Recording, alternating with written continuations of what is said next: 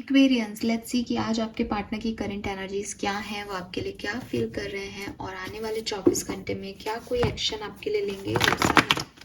सो ये जो रीडिंग है ये टाइमलेस है, कलेक्टिव है। जब भी आप इस रीडिंग को देखेंगे आपसे रेजोनेट होगी। एंड यस, रीडिंग की एनर्जी जो है वो 24 घंटे पहले और 24 घंटे बाद की हो सकती है। सो सबसे पहले देखते हैं कि आपके पार्टनर की लाइफ में अभी क्या चल रहा है, उनकी करंट सिचुएशन क्या है।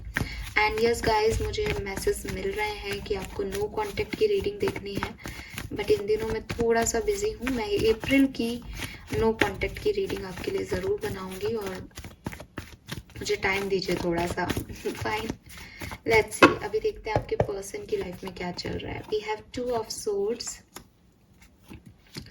We have queen of pentacle with king of swords. Okay,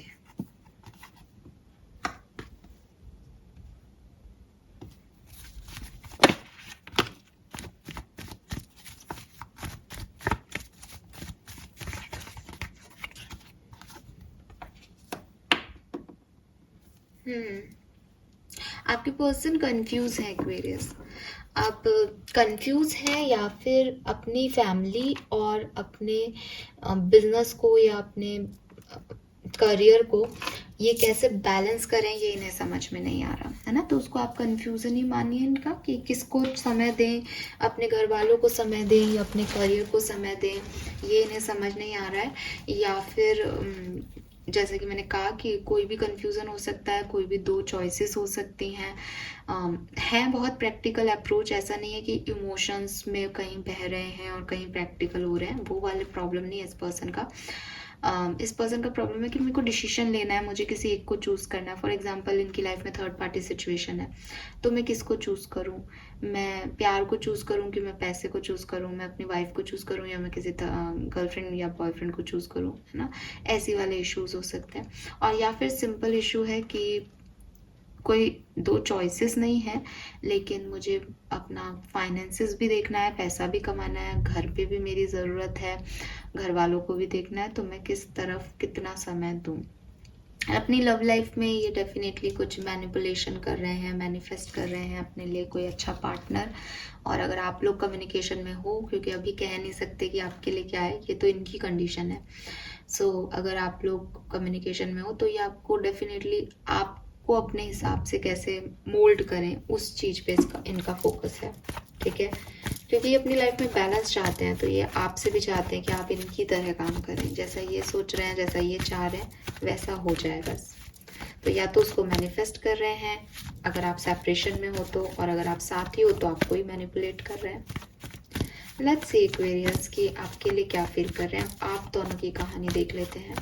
जो भी इस रीडिंग को देख रहा है उनके पार्टनर और एक्वेरियंस की क्या स्टोरी लाइन है और वो क्या फील कर रहे हैं।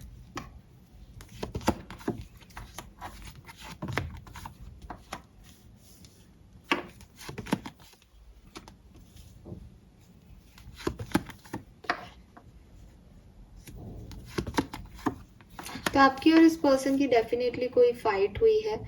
इस पर्सन ने आपको प्रपोज किया था एक टाइम में, फिर यही चले गए, या आपने प्रपोज किया था। मतलब जिसने जो आया था ना दूसरे पार्टनर की तरफ, उसी ने अपने हाथ जो है वो वापस खींच लिया, उसी ने फिर छोड़ भी दिया। तो एक गिल्ट है आप लोगों के रिलेशनशिप में कि इस पर्सन के साथ आगे बढ़े ही क्यों।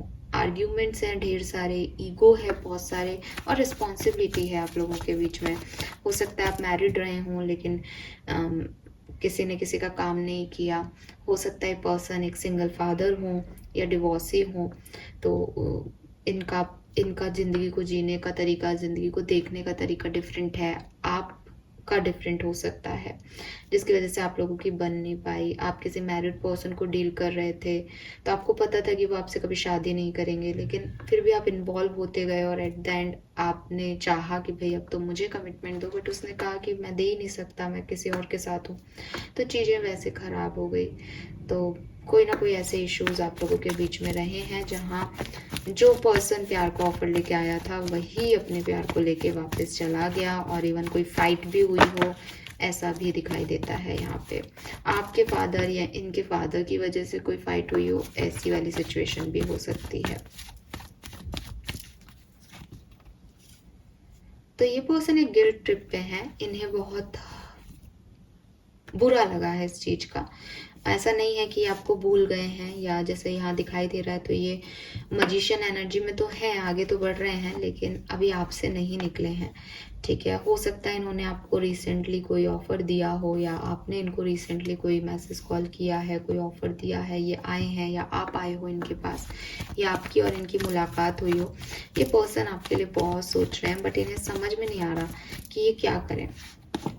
ठीक है, ये पर्सन आपसे प्यार करते हैं, लेकिन विद दिस टावर एनर्जी और 3 ऑफ पेंटिकल कुछ और सिचुएशंस हैं जिसकी हद में प्यार करते हैं आप। वही बात है कि एक डायलॉग है कि प्यार हद में नहीं होता, प्यार बेहद होता है।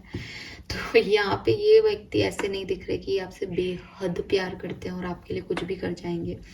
वो दिख भी रहा है कि जो व्यक्ति ने छोड़ दिया आपको, वो फिर उस सिचुएशन में है ही नहीं, उसने खुद ने ही छोड़ दिया ना आपको, तो वो कैसे करेगा। और आपने भी छोड़ दिया तो वो फिर उसका टावर मूवमेंट है, वो वैसे आपसे गिल्ट में है कि आपने उसके साथ इतना बुरा कैसे कर दिया, तो भी वो आपसे प्यार वैसा वाला नहीं करता।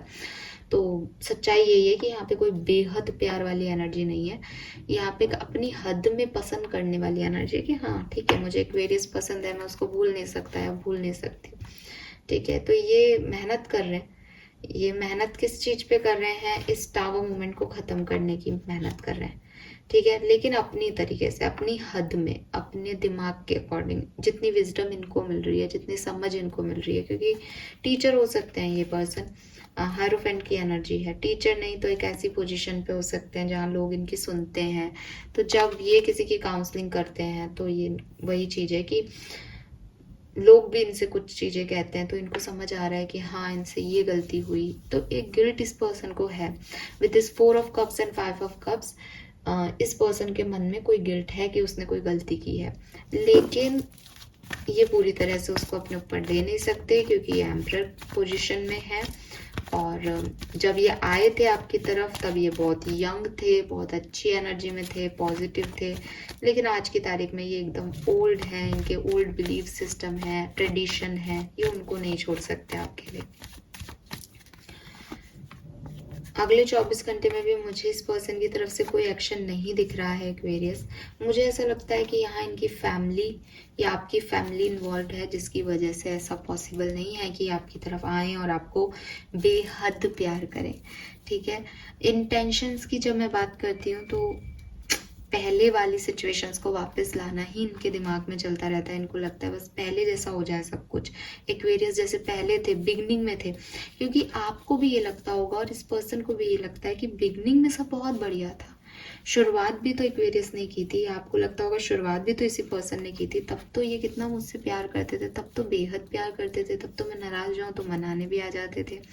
अब क्या हो गया, तो अब ये हो गया कि अब कहीं फैमिली इन्वॉल्व है, अब ये किसी के बाप हैं या किसी के पेरेंट हैं, तो अब इनके ऊपर रिस्पॉन्सिबिलिटी है। अब ये बदल गया इनकी ज़िंदगी में। ऐसा हो सकता है कि आप किसी ऐसे व्यक्ति के लिए देख रहे हो जो शादी से पहले आपके साथ थे, लेकिन अब इनकी शादी हो गई है, और फिर भी आप सोच रहे हो कि क्या ये शादी के बाद मेरे पास आ जाएंगे। मे बी कुछ ऐसा एनर्जी आ रहा है यहाँ पे किसी का।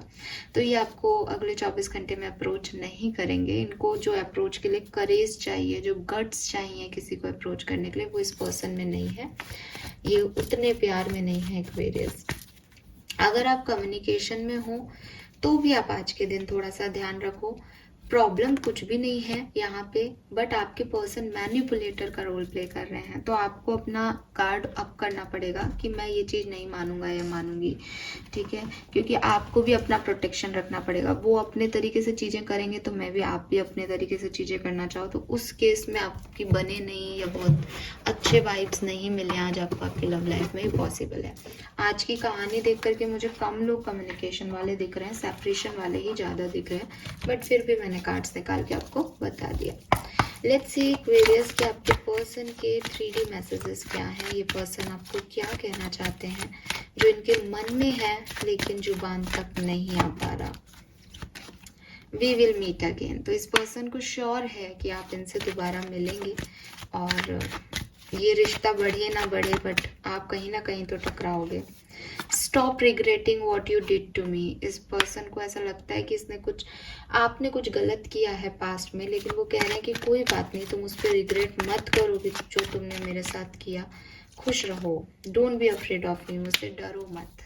तो इनको ये भी है कि आप अपन फिर मिलेंगे, और अगर तुम्हें लगता है कि तुमने मुझे छोड़ के कोई गलती की या कुछ गलत किया है मेरे साथ पास्ट में, मुझे चीट किया, धोखा दिया, तो इट्स ओके, मुझसे डरो भी मत, मैं तुम्हारा बुरा भी नहीं करूँगी या करूँगा। सो ये मैसेजेस आपके पार्टनर के हैं आपके लिए। होप ये आपसे रेजोनेट होंगे, आप समझ पाए होंगे, क्योंकि हर व्यक्ति अपनी लव स्टोरी को बेहतर जानता है। Thank you so much reading को देखने के लिए कुंभ राशि। Bye bye.